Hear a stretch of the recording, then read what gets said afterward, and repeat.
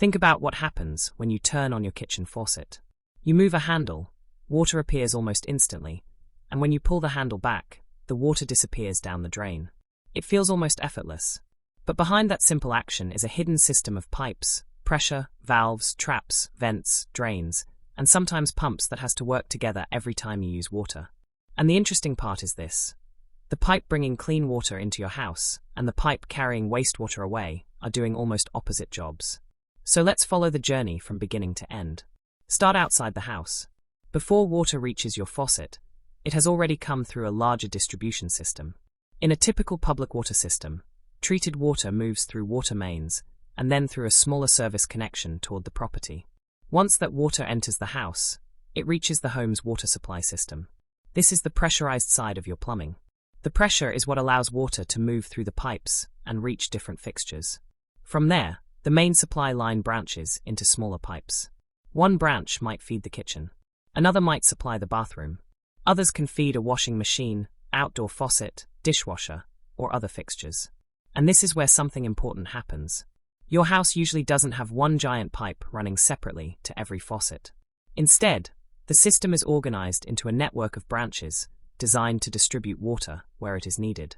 Now there are actually two basic types of water you may receive from this network: cold water and hot water. Cold water can travel directly toward a fixture. Hot water takes a different route. Part of the incoming cold water is sent to the water heater. The heater raises its temperature, and the hot water then travels through another set of pipes toward fixtures that need it. That's why you can have cold water and hot water coming from the same faucet.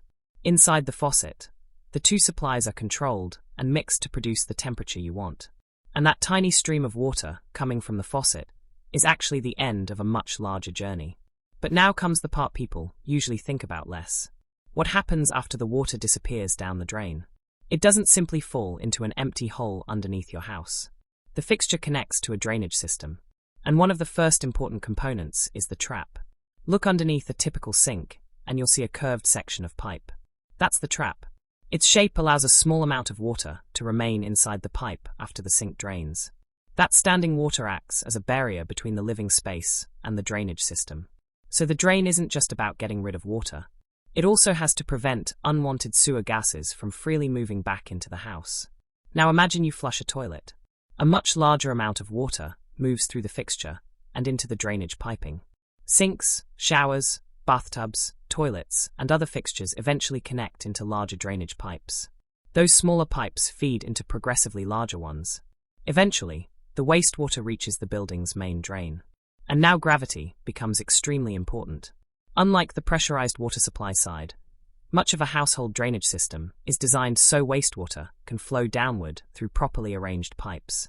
That sounds simple, but there's a problem. If wastewater rushes through a pipe, it can affect the pressure inside that drainage system. Air has to move somewhere. That's why plumbing also needs vents. A plumbing vent isn't there to carry your wastewater away. Its job is to allow air into and out of the drainage system, so the drains can operate properly, and the pressure changes don't interfere with traps and drainage flow. So you can think of the system as having three major jobs.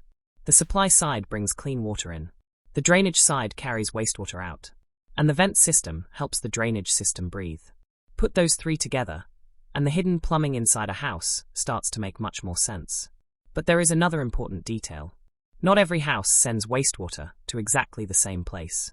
If the property is connected to a municipal sewer system, the home's main drain eventually connects to the public sewer network. From there, the wastewater continues through a larger system for treatment. If the house uses a septic system instead, the journey is different.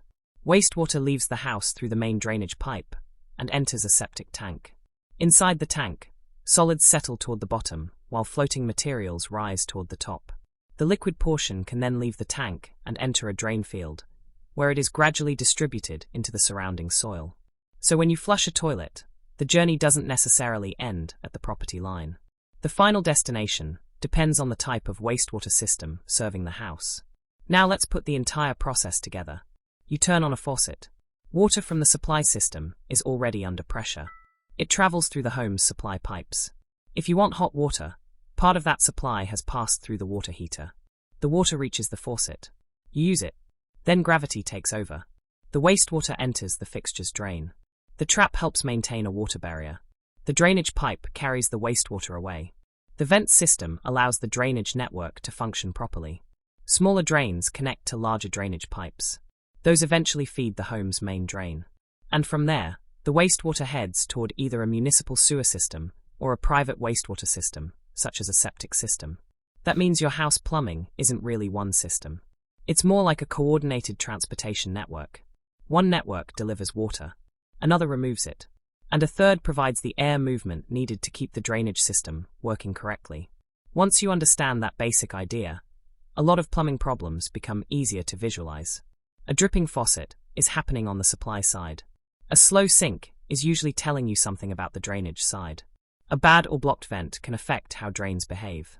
And a problem farther downstream can affect multiple fixtures because several drains may eventually connect to the same larger pipe. The most useful way to think about house plumbing is this. Water comes in under pressure. You use it. Wastewater leaves through drainage. Air helps the drainage system function. And eventually, that wastewater leaves the house for treatment or disposal. The pipes are hidden behind walls, beneath floors, and underground, so most of the system is invisible. But every time you take a shower, wash your hands, run a washing machine, or flush a toilet, that hidden network is doing exactly what it was designed to do.